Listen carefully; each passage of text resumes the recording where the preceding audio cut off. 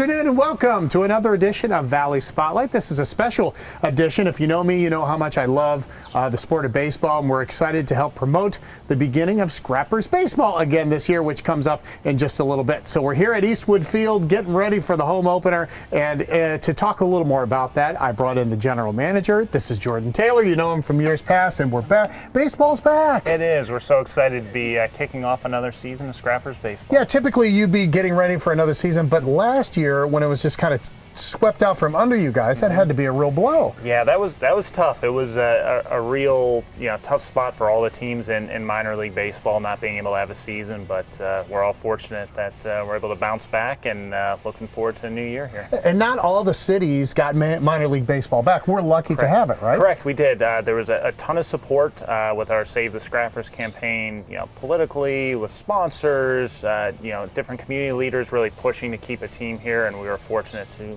be able to do so.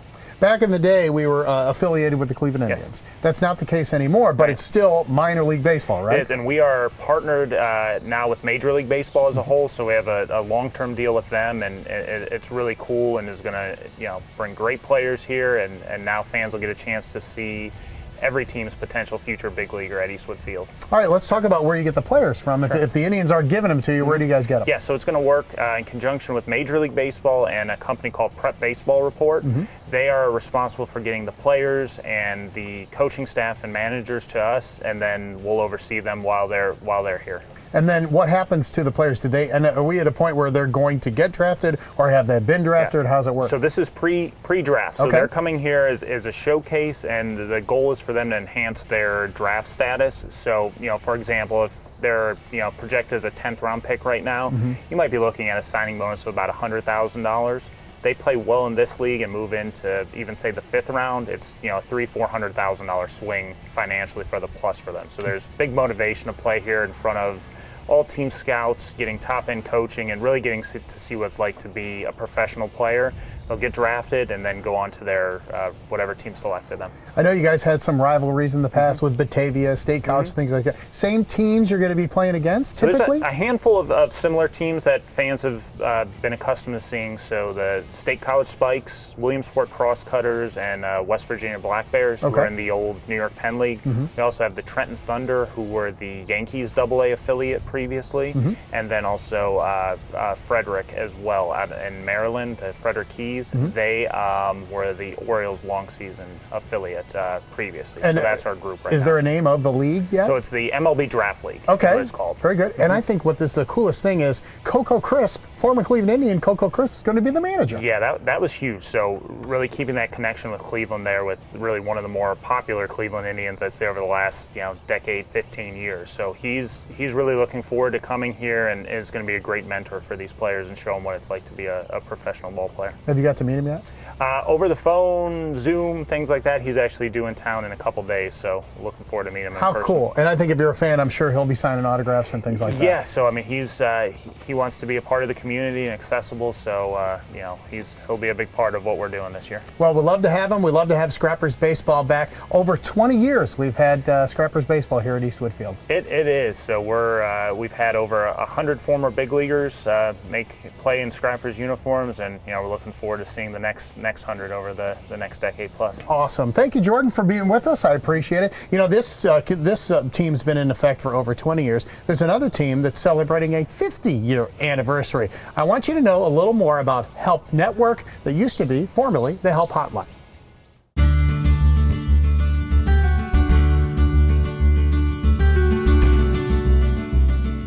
Good morning, Help Network Crisis Hotline. How may I help you? The voices and the name at Help Network may have changed throughout the years, but the message and the mission remain the same. To help others who are in need, to be the source of information, the source of strength for so many people. So that has been the glue that has held this organization together for so many years. For the last 50 years, in fact, it has always been about the people in charge, and the people who work here answering the phones. Have you called the City Health Department yet? Or meet in person in either East Liverpool or here at the Community Center on 5th Avenue in Youngstown. Oh, it's not easy, but I think the most important thing is our staff. We have staff who are trained professionals.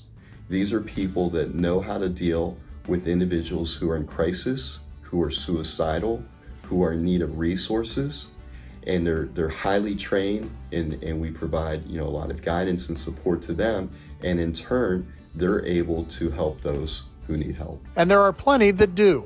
Help Network of Northeast Ohio takes over 130,000 calls a year and has grown to service 5 counties. Now we are 24/7, 365 suicide crisis hotline for Ashtabula, Trumbull, Mahoney, and Columbiana counties. And then we provide what's called an information and referral service. Some people know it as 211. You dial the number 211. Kathy Grzinski started volunteering in 1975, and she was hired in 1977. I got interested and just kind of got linked into it and got into my blood, and it never left me. She's seen the transformation of today and remembers the crises of the past, like Black Monday in September of '77. It was like such a shock to the entire community.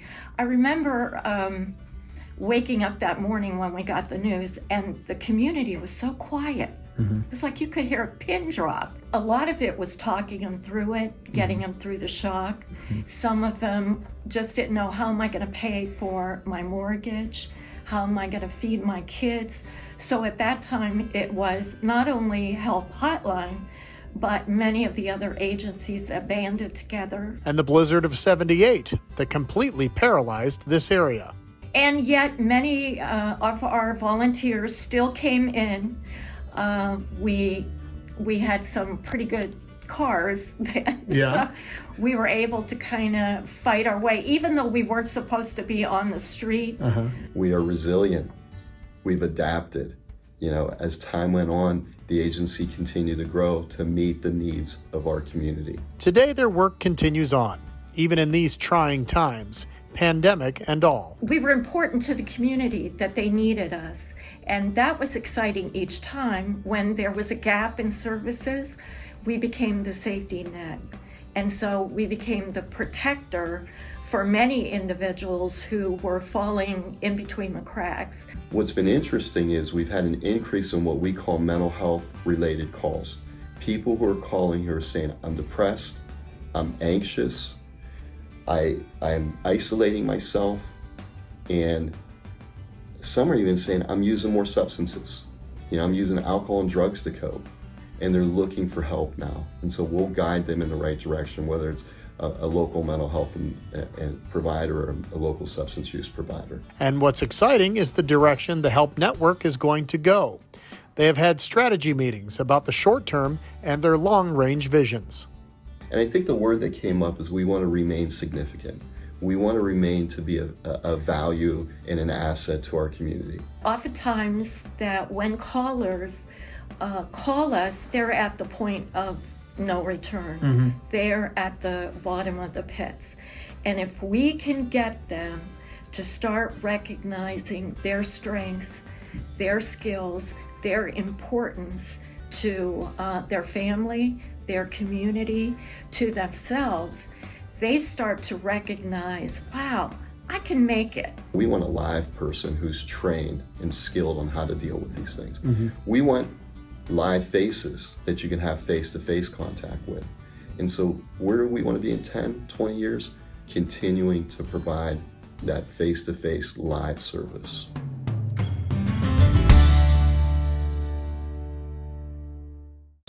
What a fantastic story. What fantastic people. If you want to know more about the Help Network of Northeast Ohio, you can do that. You can go to their website, or a lot of people just call 211. They are here to help, and they're going to be here for quite some time.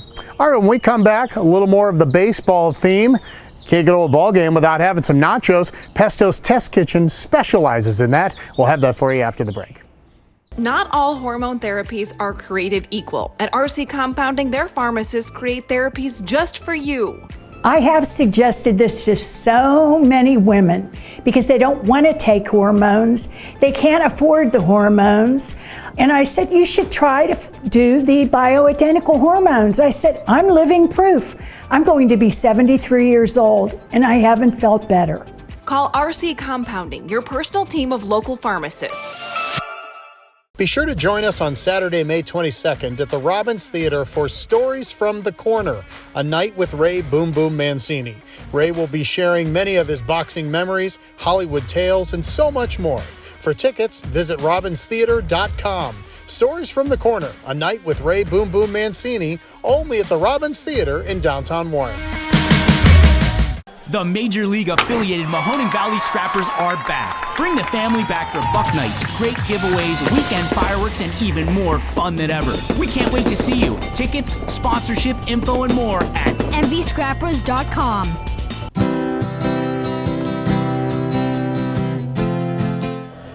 Well, Ducat not only sells the product, but we service them. We have parts and service support for every machine that you buy at Ducat. You are purchasing a machine, it's eventually going to break or need work, and we are here to do that. You don't get that from an online sale or a mass merchant. They just don't have the ability to have the parts and the service. We send our mechanics to school every year. We have 2 Briggs & Stratton master service technicians. There are not many in the country, probably less than 5,000 in the country, and we have 2 at Ducat. And we also have gold certified steel mechanics and numerous certifications in parts and service for every brand that we carry. So let yourself go to Ducat. Let yourself go to Ducat.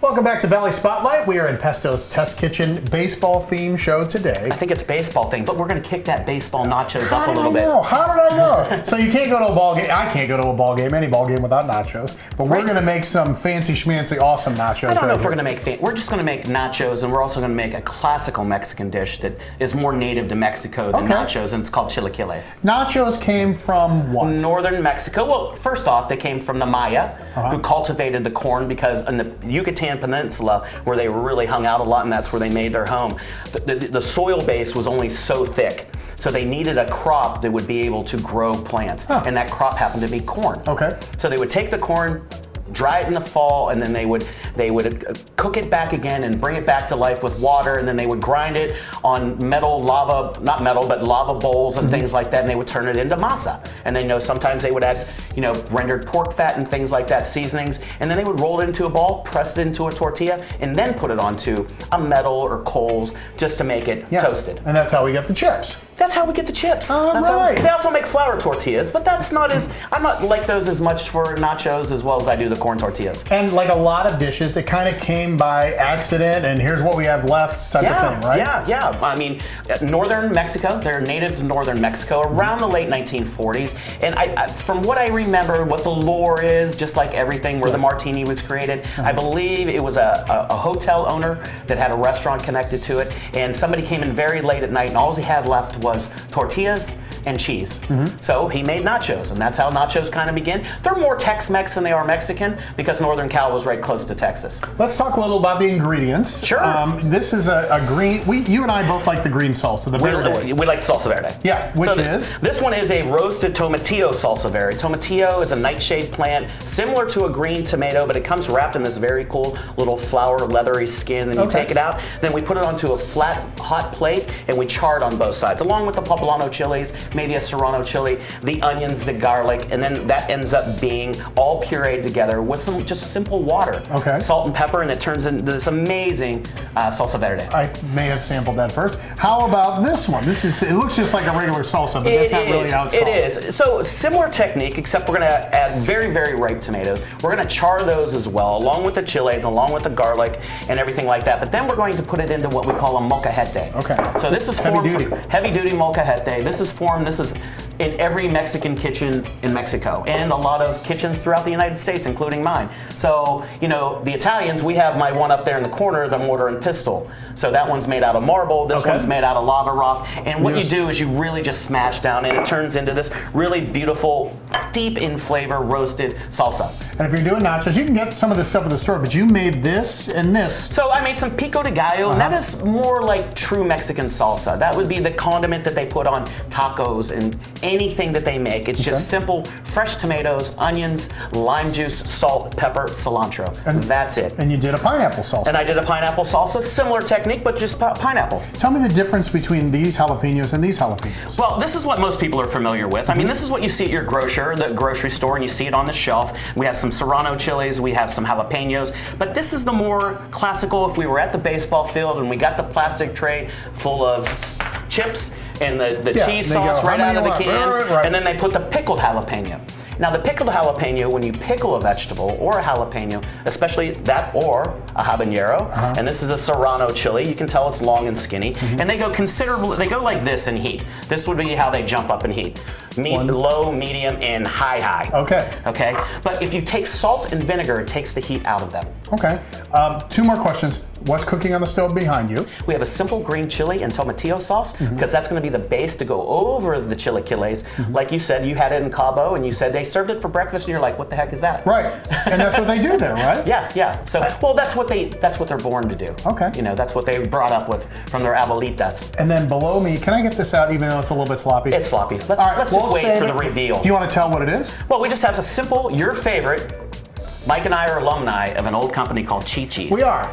I was a server. And I was a line cook, and I cooked a lot of tortillas every day. Yeah, and you were also responsible for some chili con queso sometimes? Some chili con queso, and that is your, I think, absolute favorite thing. You could put it on an old glove, and I honestly would eat it. I think if you were a warrior, you would like to be put onto a raft, floated down, covered in chili con queso, and set afire. That's what I would like. That's how I want to go, if I ever can go. All right, so we're going to assemble some nachos. We'll talk about chili con queso. We'll talk about salsa verde. And we have some borracho beans in there, too. We didn't even get to this kind of cheese. That is cotija, and we'll talk about that later. We're going to build some awesome nachos when we come back. Thank you, Mark. Thank you, Michael. All right, back to the ball field.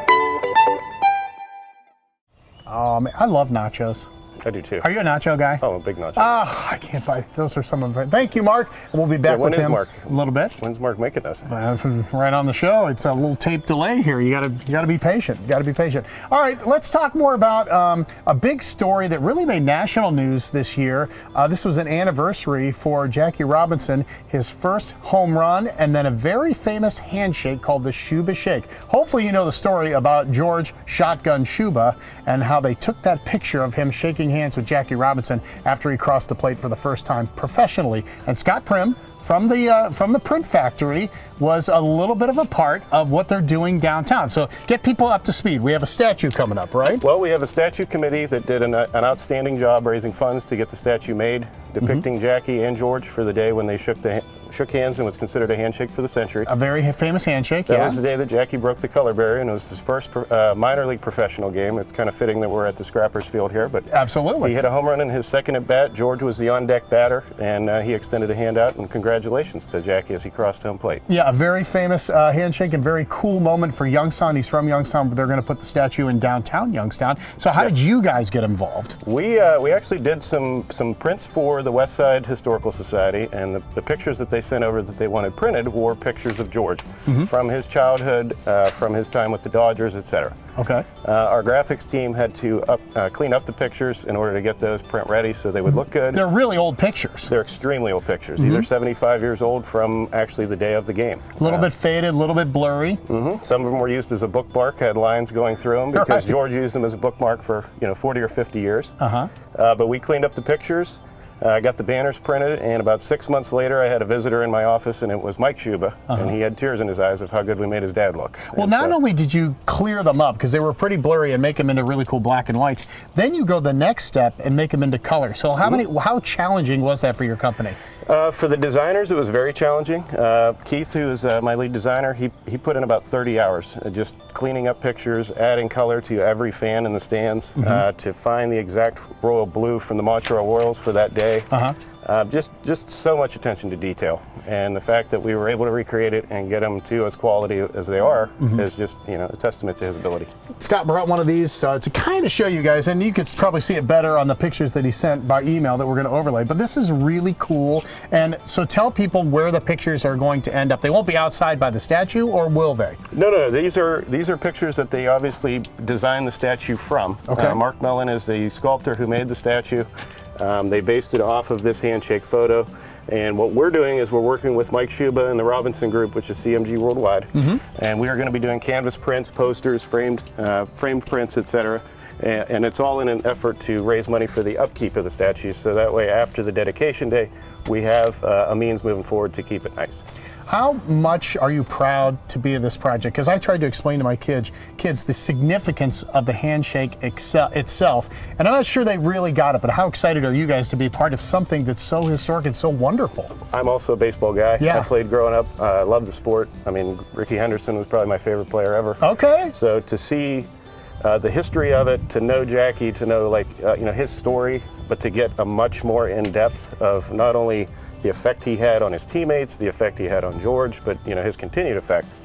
75 years later, it's awesome. Yeah, and to see his son Mike with the tears in his eyes, like you said, I mean, that had to really hit you right where it counts, huh? Absolutely. Oh, that's so cool. If people want to learn more about what you do, if they have some old pictures that they want you guys to do, what could you tell them about the Print Factory and how to get a hold of you guys? You can go right online to our website, www.printfactorypll.com. You could give us a phone call at our store. And yeah, just what a cool Father's Day gift, like if you have an old picture of somebody and you want to make it into a canvas or something like that. Actually, a sidebar great story is we got an email. The statue committee has an email site that they're able to receive requests from, and it was a gentleman down in Lubbock, Texas, who has a 7-year-old daughter, and he said that I would love to purchase one of these pictures because myself and my daughter are making a man-girl cave. And she is into baseball history. Oh my God. They went on eBay and purchased a baseball, and it was her choice as to what ball she wanted to choose, and she chose a ball signed by Shotgun Shuba because she liked the name Shotgun. That is so cool. So and then she got the story behind it. Well, we didn't have anything finished yet, and I had talked to Mike, and it's like, what do you want to do? This is awesome. We ought to reach out. And so we sent her a free print for her man-girl cave. And we got an email back with her holding it. I mean, just absolutely smile from ear to ear. That is so cool. And it's really awesome because I have a 6-year-old daughter, and it's just great to see the history is still being passed forward. It's the most historic sport we've got, the most romantic sport, that's for sure. All right, when we come back, more with Kelly Warren. We're going to talk a little bit with her about the crazy market that is real estate these days. It's a special baseball edition of Valley Spotlight. Thanks for joining us today. No hot water? Call A to Z Dependable Services. Our fully stocked rapid response water heater specialist will get you back in hot water in no time. A to Z is the only call you need to make. Only A to Z.com.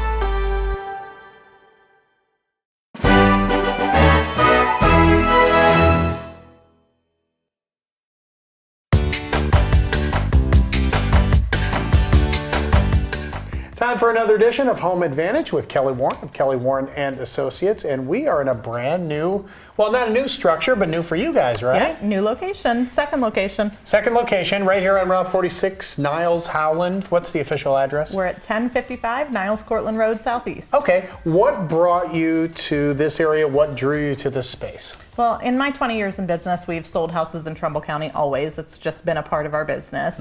But we were looking to take on a second location to be able to get more agents to serve our clients better and to have a second location for our clients to be able to stop in and drop things off, drop off keys, sign papers, that kind of stuff. Yeah, so it's like a little drop-off point. Like even if you're an agent, you can come and you can work here a little bit before you go out on your next appointment, right?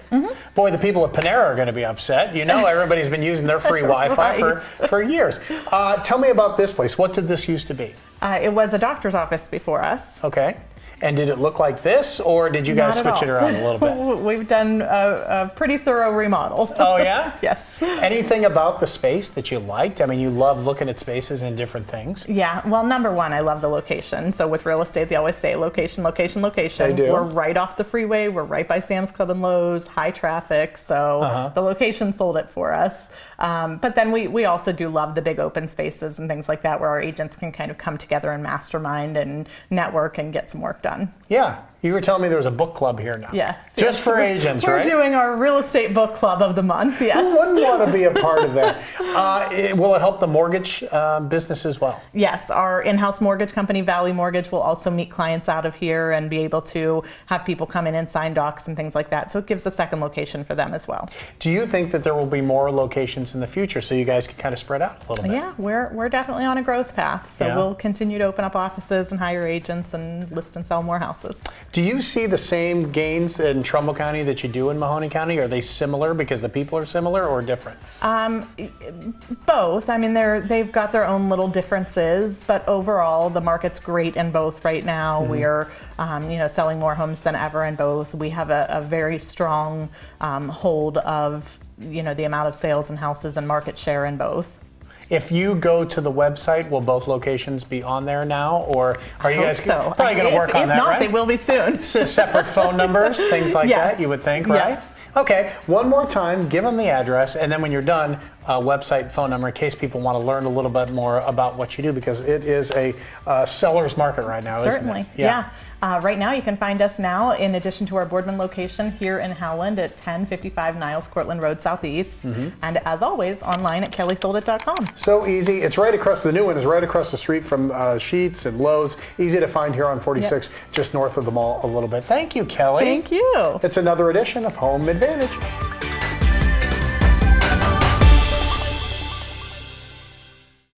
Isn't that amazing? I mean, if you're not selling a house or buying a house or knowing a realtor right now, you probably didn't know, but boy, the market is just, nobody's ever seen anything like it before. So thank you, Kelly, for setting us straight and taking time out to hang with us. All right, I don't know if you knew, but Ray Mancini was actually a pretty good baseball player. I've heard rumors that he was in the minor leagues in the Blue Jays organization. Now, I don't know if that's true. I do know he was one heck of a boxer, and I do know that he has a one-man show coming up. How hard is it to go from boxing to do a one-man show on stage? We pulled him aside and we thought we'd ask.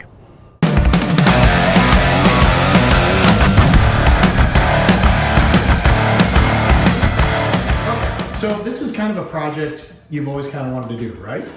Yeah, I'll tell you, when Mike Tyson did the one-man show around the country several years ago, people approached me and said, would you be interested in doing something like this? I said, yeah, I would. I just don't know what I could talk about that would be as interesting as his story. But it's always been in the back of my mind. I've done something similar at the casinos in Atlantic City, in Reno, and where they call Stories from the Corner. I come and I talk about my career. This is going to be a little more involved. We're going to bring, show some video highlights, pictures, make it a journey with me. People are paying good money. I want to make it not only interesting but entertaining. More than anything, it's got to be entertaining. And but it's a historical journey of of me going from Youngstown to New York to Hollywood and back. And a lot of funny stories, some sad, and some like you can't make this stuff up. Right. So that's what I hope people enjoy it. Because more than anything, it's got to be entertaining, and that's what I'm going to try to do. How much of a thrill is it to do this in your hometown? Well, it's both thrilling and nerve-wracking. I gotta tell you, I'm very nervous about it. But I like good nervous. It keeps me sharp.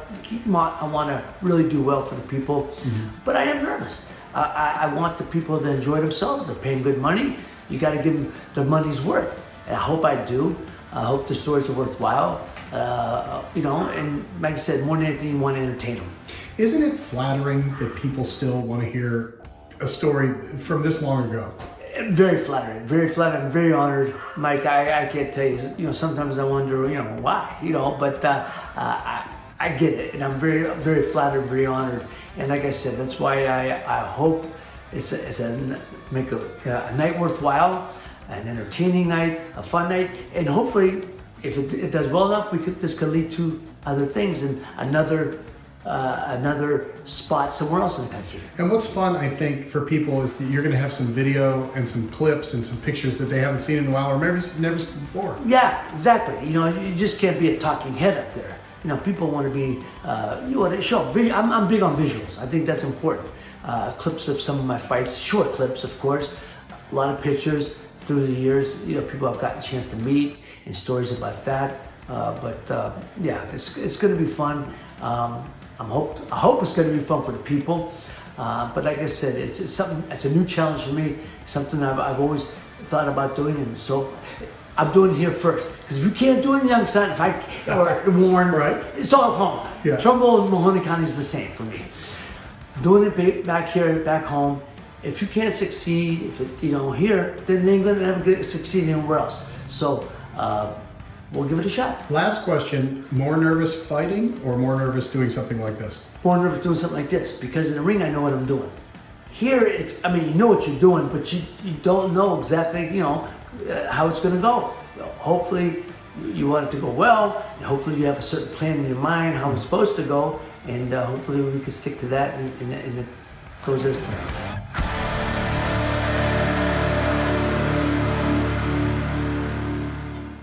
Thank you, Boom Boom. Boy, the show is coming up fast. It's Saturday, May 22nd at the Robbins Theater. I am so excited. I get to MC it and introduce him to the crowd, and then we're going to take questions from the crowd at the end. So you'll want to get there. You'll want to enjoy it. Half of you probably already have heard some of the stories, but every single time he tells them, they are hilarious. So it should be a lot of fun. RobbinsTheater.com. If you want to get your tickets, get them now because it's going to sell out pretty quick. All right, if you've ever been anywhere around town and you see the words WPA, like if you're in Mill Creek Park, you see it a lot. If you're at Camel Memorial's football stadium, I think that's the first time I've seen it.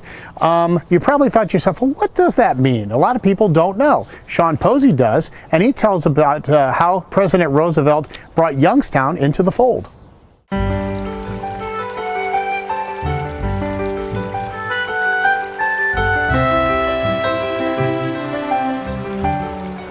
If you've ever hiked through the beautiful oasis that is Mill Creek Park, you may have noticed one of the WPA inscriptions left behind in stone.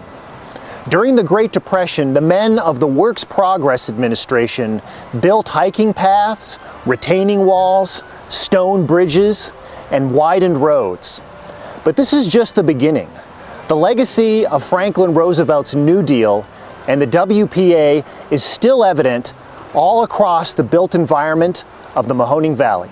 The onset of the Great Depression at the end of the 1920s brought unparalleled misery to the Mahoning Valley and the nation at large. By 1932, as the national unemployment rate approached 25%, Youngstown had been dubbed the Hungry City by the Atlantic magazine. With the economic crisis growing ever more dire, President Franklin Roosevelt, elected in 1933, put forward a variety of agencies as part of what became known as the New Deal. The Works Progress Administration, headed by Harry Hopkins, emerged in 1935 in order to put the unemployed to work on public works projects throughout the country. By the fall of 1935, a total of 4,000 men and 3,400 women labored on local projects. These included the construction of Lowellville City Hall, many retaining walls, particularly at old schools, fire stations, the WPA Memorial Building in Canfield, Southside Pool, Roosevelt Park in Camel, Bailey Park, later known as Nick Johnson Park in Youngstown, and the Girard Post Office, among many others. Perhaps the capstone project of the WPA locally was the construction of Youngstown Municipal Airport in Vienna, which employed 1,000 men. Aside from the physical infrastructure projects, WPA workers also copied court documents, indexed articles from the Youngstown Vindicator for the local library, created visual aids for schools and educational programs, as well as identified graves of military veterans for a statewide grave registration program. Eleanor Roosevelt, the First Lady herself, praised the Valley's WPA programs when she visited the area in 1939. The WPA dissolved in 1943 as the tremendous demand for labor in America's wartime industry finally helped end the long economic crisis. And though the men and women of the WPA are now largely gone, their legacy lives on in Mahoning Valley and the country.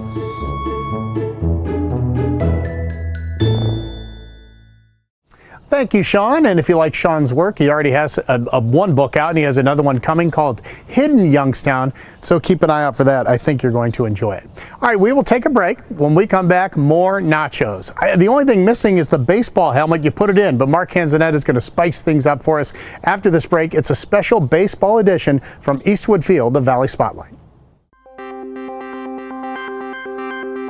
And it really all started with salt. With Himalayan sea salt. That's where it all started because of a patient who came in and told me about the benefits of salt therapy, which is inhaling Himalayan sea salt, an aerosolized Himalayan sea salt.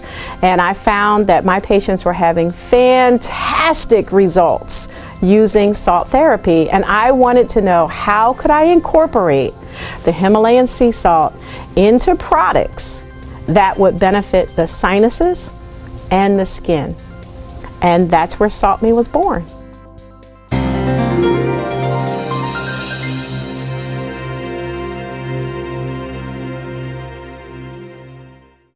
Heels is the low-cost living anti-inflation department store. Shop Hills in the Liberty, Lincoln Knolls, and Boardman Plaza's Youngstown, and the Ridgeview Plaza in Warren, and the Hills location in Champion, all open 10 till 10 daily.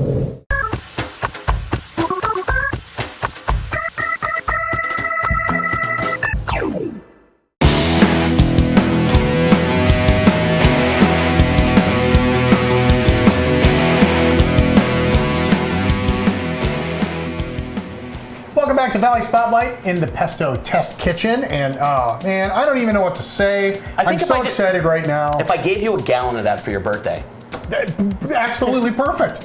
You don't have to see what size I am. The sword I gave you. Yes. No, well, I don't know. It's pretty close. So we're making our own nachos because our theme today is baseball. Yeah. And you and I, if you didn't see the first part of the show, used to work at Chi-Chi's. We did. Gosh, what, 20, 25, 30 years ago? 1983 I started. Yeah, mine was 90, 91. Oh, you're a young guy. Yeah, I was just a pup back then. But they had the best, in my opinion, the best chili con queso. They really did. They did a great job with their chili con quesos. Simple recipe based off of that famous cheese that's in a brick. It's soft that Grandma used to have all the time in the cupboard. So. It's got some peppers in there, and it's got the heavy cream and stuff. So we're going to build our nachos this way, but we're doing it 3 different ways. Yeah. Go ahead. Tell us about yours. I'm going to do the chilaquiles, which is more of a traditional Mexican dish, served for breakfast a lot. So I'm going to take that beautiful green chili and tomatillo salsa. And like I said, this is a warm dish, and it's going to help to soften those tortillas.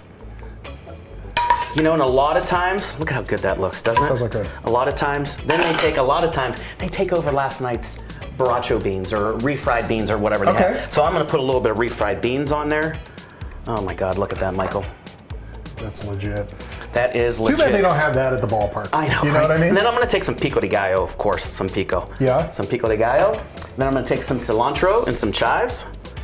And you know me, I like spice. Yeah. I'm going to go with a little bit of serrano chili. Now the fresh ones are hotter than the pickled ones? They're quite hotter. And you never know. It's like a box of chocolates. Oh, really? You don't know what you're going to get until you taste it. Is the pepper the hot part or the seeds? It's the seeds. It is the seeds. It is the seeds. Okay. And I'm going to sneak behind you. All right. And I'm just going to take some of that beautiful cotija cheese, which the cotija is a lot like feta. It's got the salt, not quite as salty. But look at that. Is that not amazing? That looks amazing. Now, what are you going to do? I'm going with chili con queso. You're going classic. Yeah, I'm going classic. and I'm done. No, I'm just kidding. No, at Chi-Chi's you would be done. No, I would, and I would be happy, and I'd pay the $1.99, and I'd walk out with a very full belly. I'll work on that a little bit more later, but I also like the black beans. I'm not much for refried beans. No, you like the black beans But I better? like the black beans much better. Now, do you like a pickled jalapeno, or do you like the traditional? I would take a couple of these, not a ton. I'm not a lot of that. Okay. I do like a little crunch with it. Okay, so you're gonna put a little bit of this. So Is this in cabbage? Mexico, they really don't use lettuce. They use shredded cabbage. Has a lot more crunch, a lot more depth of flavor. So I like that. And you're going with a little pineapple. I know this doesn't really go with it, but I really like it. Okay, that's so fine. I'm gonna do it. And if you're making nachos, there's no real wrong answer. There is no wrong answer. And I do like this pico de gallo also. And I've had the salsas like during the break and stuff. I had some of the salsas and they're both really So what good. I'm gonna do then, I'm gonna take and make like a Frankenstein nacho. Right here? I love it. All right, can I eat while you So do it? we'll call it a friend of mine that I used to work for a trash can nacho. So we're just gonna take, and I put these crispy fried pork rinds on the nachos, which I think is just Do really. they do that in Mexico, or are you just kind of make yes, that up? well, they do chicharrones a different way. You can put them in tacos. You can do whatever way you want to. So we're gonna put this over the top, all that beautiful queso, and that's gonna just warm that up a little bit. And I'm gonna go ahead and do the salsa rojo. Oh yeah. You hear the cracklings? They're actually cracking because of the heat. The pork rinds are cracking. Yeah, they're crackling. And I cracked this Okay, beer. just like that. A little bit of this, and it's already got the cheese. I think that's good. Mike, you want to try mine? Yeah, I did. Did you crack me a beer? I did. But I do want to try this because it looks so good. Thank you. This is salsa verde. Is that what it's called? Chili verde. Chili verde. Oh, so good. Is that ridiculous? Sure, try that. Well, Ooh, it does have a kick. It does. Better hurry up with my beer. Legit? This is not your average ball pork. No. But it really isn't. But It's that's just a okay. level up. Go ahead, spray the kitchen. No, my friend. If we were Baker Mayfield, we'd shotgun this at the baseball game. Now you can make this at home for the cost of one beer at your favorite ballpark. Absolutely true. Absolutely true. All this stuff is very inexpensive and it's a lot of fun. Well, thank you, Pesto. Thank you, Michael. Back to our old days, our beginnings. You're out. Yeah, no kidding. All right. Well, we'll put that in a container for you. You can take that home. Perfect. Back to the ballpark.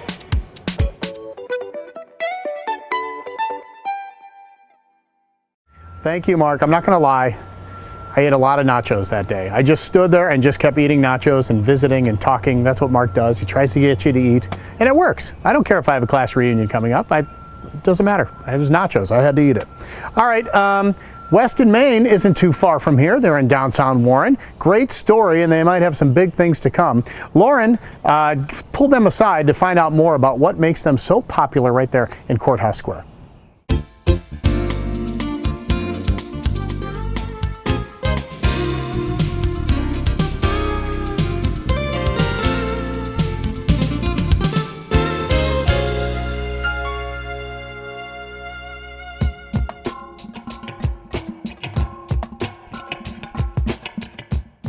Opening a restaurant has always been a dream of mine.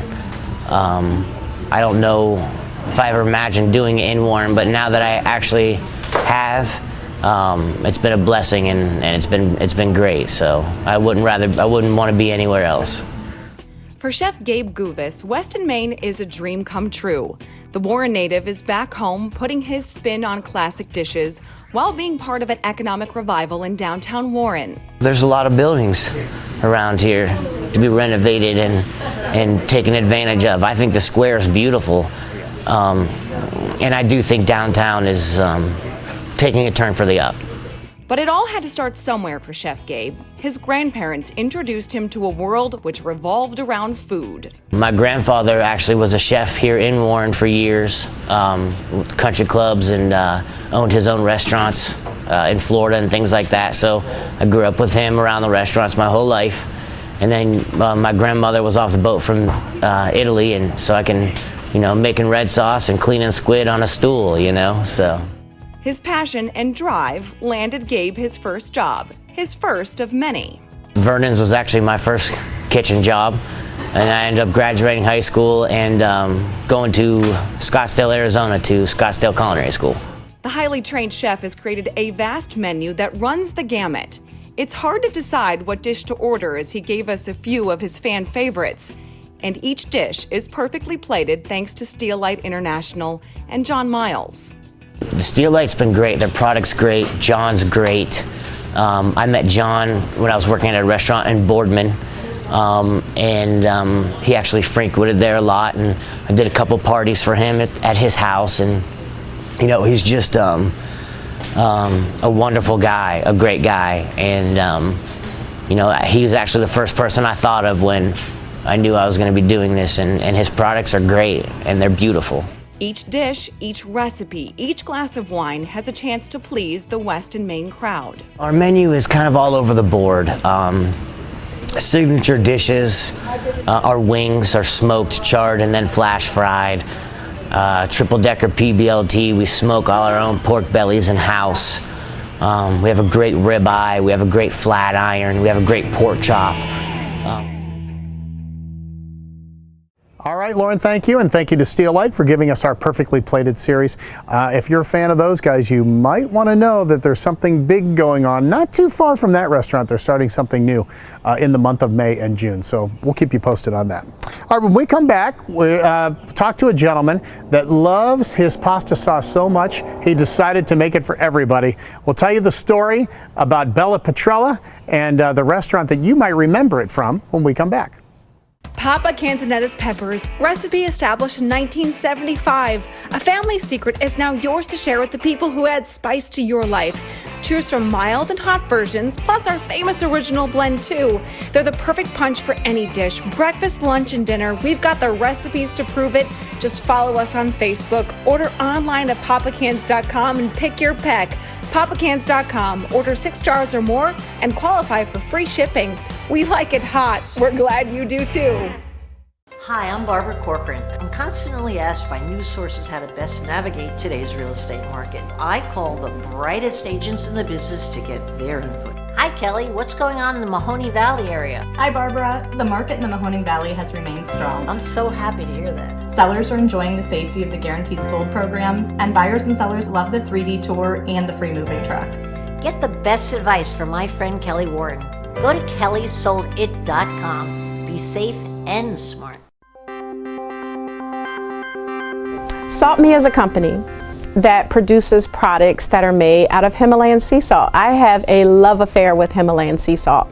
And as an ear, nose, and throat doctor, the most important thing for me is that the products are going to be effective and that they're going to be safe for patients. So I make products that help sinus conditions, and I make products that are going to be good for the skin and good for the body. And all of them are made of Himalayan sea salt.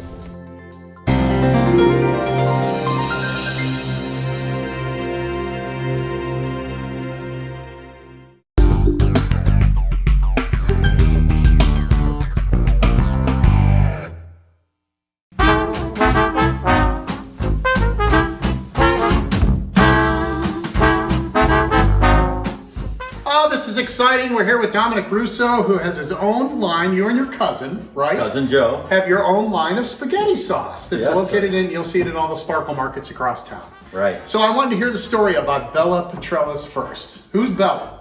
Bella was my grandmother. Okay, and Petrella is? Petrella is Joe. He was the... That's his cousin. Joe was actually the owner and provider at the boathouse. Yeah, and you guys used to own? We used to own, our family-owned Boulevard Tavern on South Side. Okay, and these recipes... Staple for 75 years. That's so awesome. And these recipes are? From Joe Petrella. From Joe, so Yeah. people might even recognize the taste. Oh, a little absolutely. bit. You've come up with a spaghetti sauce that's a little bit different. Joe wanted he said there was a gap in the marketplace, and that gap was for people that enjoyed tomato sauce but couldn't eat it because of heartburn or acid reflux. I eat it anyway, but it is kind of annoying. But this is, how is he able to do that then? In the process of making the sauce, they take out the acidity. And the acidity comes out, and basically the result is no acid reflux, no heartburn. Also, there's no preservatives. It's 100% natural. No corn syrup, and it's gluten-free. And have you had people come up to you and say, "Oh my gosh, I can eat spaghetti sauce again"? Yes, we have. We did a private showing. It was a Christmas show at a business establishment in Poland. Okay. And many people there got to try the sauce and have come up to me after and said, and even the owner her and her husband could not eat sauce. Yeah. And they are able to eat this sauce. Low in sugar too, right? Low in sugar, right. Our pasta sauce, our flows, we call our Sunday sauce, is actually approved by the American Diabetic Association being low in sugar. And we're going to talk about the salsas here in a little bit too. I'm going to try, I'm just going to work my way down. Yeah. This is the vodka sauce. Vodka sauce. Tell me about this. The vodka sauce is actually made with our marinara and also Pecorino Romano, an imported Pecorino Romano. Okay. And also we use heavy cream, so we don't use any dry milk or anything like that. You could totally tell. Yeah. You could totally tell. It's got that flavor like you almost made it yourself at home, right? Right, right. All right, this one is just marinara sauce, Just right? our plain marinara. Okay. Also very popular. The marinara, and all our sauces are made with Roma tomatoes. Oh, okay. And we take the skin and the seeds are all removed. Which is kind of rare. Yes. For spaghetti sauce. Yeah. And then we also place a leaf of basil at the end of the production line in each jar. Dominic was telling me they have a person that actually puts the basil leaf on top of the jar. Yes, we do. And it makes a difference, doesn't it? Yes, it does. This one has the basil leaf in it. All right, what am I trying now? Spicy, This is right? spicy marinara. Okay. And the spicy marinara is made with, again, the red Roma tomatoes, but we use the Hungarian hot peppers. And then also we use... oh, it is a little bit spicy. You get a little kick. See? Yeah. So yeah, you get a little kick from the Hungarian hot peppers as well. All right, the final one. This is the most popular. Most popular Okay. is the Flo's pasta sauce. Okay. We'd like to say it's our Sunday sauce. And again, no acidity. It's very smooth, and it almost feels like it's light when you're eating it. I know that sounds kind of weird. No, but I agree it completely. feels kind of light. Yeah. All right, tell me about the salsas. Two kinds of salsa, right? Salsa, sweet and spicy. Okay. Again, no heartburn, no acidity, reduced acidity, and also good sweet. You know, no sugar added, gluten-free, and that comes in a sweet and a spicy. Great stuff. It's been on the market for how long? We've been in Sparkle since October of last year. That's wonderful. Yeah. Oh my gosh, congratulations on all your Thank you success. so much. Check them out. Visit your local Sparkle Market. They're right there on the shelves for you. You can go to their website, bellapetrellas.com, or just go to your local Sparkle Market and enjoy it. Dominic, thank you. Thank you, Mike. Thanks for serving us today. Yeah, you're welcome. And our expert camera person, too. Thank you very much.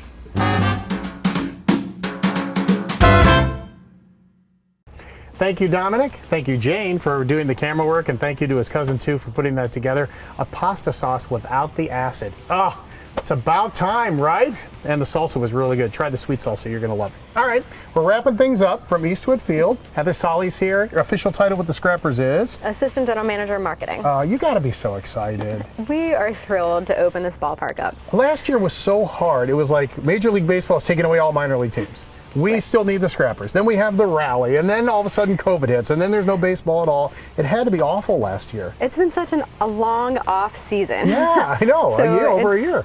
Yeah. I mean, it's like over 600 days, I think, by the time we do end up opening up here at the end of May. So, what'd you guys do to keep yourself busy? We actually were very busy. I believe you.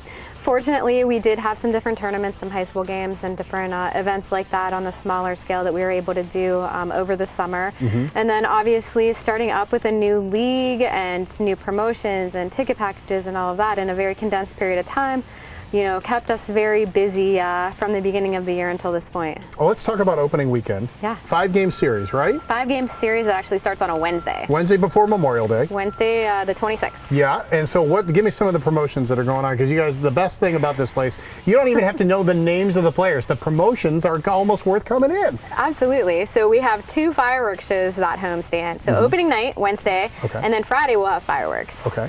We've got Buck Night on Thursdays, Dollar GA tickets, hot dogs, drinks, all that fun stuff. Yeah.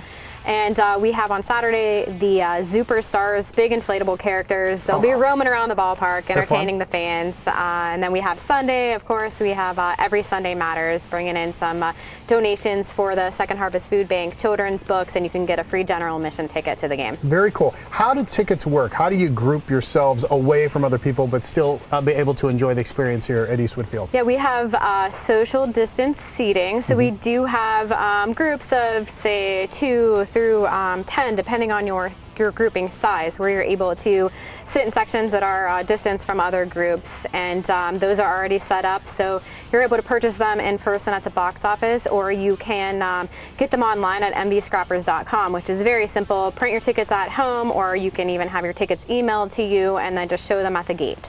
I've heard some rumors that the rules might be changing starting in June and things like that, but when people come in, they need to wear a mask. We took ours off for this interview, of course, but they need to wear a mask. But once you sit down, you're okay and good to go? You do need to wear your mask unless you are sitting in your seat while you're eating or drinking, watching the game. So, you know, if you're anywhere in the ballpark where it's less than 6 feet in the concourse, high traffic areas, you should have your mask on. What's your favorite thing at the concession stand? You know, I am a fan of the nachos. Okay. All this nacho talk. I know. Right around lunchtime, it happens dinner time, sure. Yeah, so definitely like that. I mean, obviously we've got the favorites of the Handel's ice cream and Dippin' Dots and all the dessert options that are good here too. Especially on Buck Night, you can really fill up on Buck Night, right? You can. There's probably a record for somebody that ate so many hot dogs or had sure there is. way too many beers. If you missed the early part of the show, Coco Crisp, who was a mainstay for the Cleveland Indians in their glory years, is the manager here now. Have you had a chance to talk with him at all? I have not met Coco Crisp yet, but I'm definitely looking forward to it. Are you pumped? I'm so excited. That's awesome. It's a fan favorite for this area. Everyone's been very, very excited about it. Yeah, and he is going to make himself a part of the area too. I was glad to hear that. Yes. So he's going to be signing autographs for fans and things like that too. He's excited to be here. It's going to be a lot of fun. If you don't know the players, that's okay. We're all going to get to know them together. You're going to see the same rivalries that you've seen in the past, and it's going to be a lot of fun. Opening night, May 26th. May 26th. Do we always start right around 7 o'clock? 7:05 first pitch. Okay, and then on the weekends the times change a little bit. 7:05, except for Sundays, those are at 4:05. Yeah, who's doing the fireworks this year? So we have Phantom is on opening night. So Phantom Fireworks show then. American Fireworks does the Friday night shows. All right, is there anything else I'm forgetting? You know, any other important detail on our promotion schedule online, mvscrappers.com. Yeah, they have a wonderful website. You can go to it. So the show airs on May 16th.